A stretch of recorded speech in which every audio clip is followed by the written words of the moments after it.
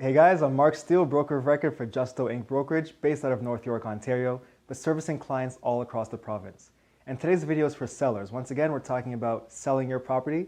And the question that a lot of my clients have asked me in the past, how will I know how much revenue I'm making from the sale of my home? Now, this is a very simple question, and it's not just based on what you sell for versus what you bought the property for. You're going to have to consider things such as the commission that you're paying your agent. And just to remind you, Justo Inc. charges half the typical commission for any of our sales. And the next point you'll consider is any additional closing costs you may have.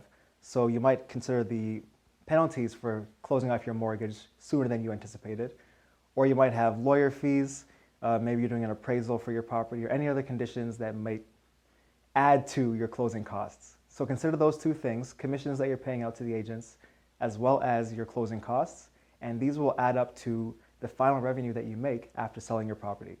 If you have any other questions about closing costs, commissions, or revenue in general for your property, feel free to get in touch with me directly. I'm Mark Steele, real estate broker for Justo Inc. Brokerage, or check the ebook on the justo.ca website for all the information that you need for buying or selling a property. We'll talk to you very soon.